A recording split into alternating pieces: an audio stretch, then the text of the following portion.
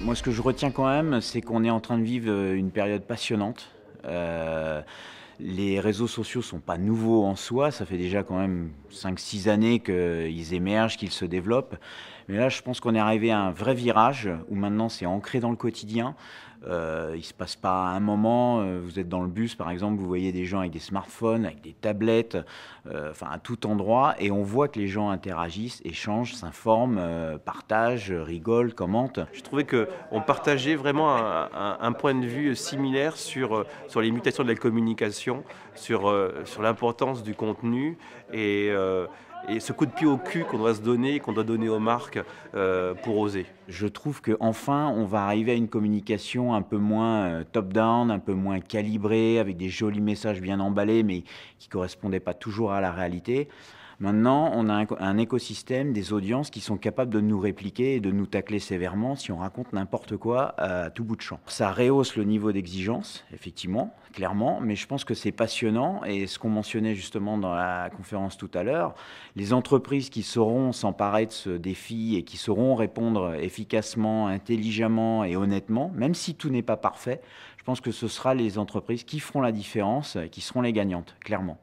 J'ai retenu qu'en 2 heures, on pouvait apprendre énormément de choses, avoir un aperçu vraiment global de l'ensemble des tendances du marché en ce moment. Ce que j'ai trouvé intéressant, en fait, c'est qu'il y avait beaucoup de recul ce soir et de pragmatisme, en fait. C'est-à-dire qu'on n'est pas parti sur des idées délirantes qui seront valables en 2020. On est revenu sur les échecs du passé.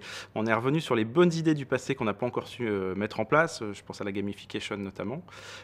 Et puis surtout, je pense qu'on a fait preuve de bon sens. On est revenu sur des cas très concrets cette année. Ce que j'ai beaucoup apprécié, c'était l'ensemble des exemples qui étaient exposés. Donc ça permet d'être un peu plus concret. J'ai beaucoup aimé les 3 interventions de très bonne qualité. Et puis ce qui était très bien, c'est qu'ils avaient vraiment des idées différentes, les 3, sur des sujets différents, puis des univers différents. Moi je voulais vraiment remercier l'ensemble de l'équipe du Labcom parce que c'était une occasion vraiment top pour nous de pouvoir en 2 heures avoir cet aperçu absolument incroyable. Je remercie aussi la météo parce que c'est grâce aux inondations et à la neige que vous étiez chez nous aujourd'hui. Et franchement, tout le monde en a bien profité. C'était un beau moment au nom de la curiosité, de la passion et oui, avec de l'énergie, des bonnes questions. C'était cool, voilà. Le mot c'est cool et intelligence. Le mot qui me passe vraiment par l'esprit 2013, c'est l'année de l'action. Super intéressant, pas trop long, bien organisé, vraiment très très bien et je pense de très bonnes idées pour 2013. D'abord, moi, je voudrais remercier Anthony, Adrien et Mounira d'avoir organisé une conférence que personnellement j'ai trouvée passionnante et où j'ai beaucoup appris.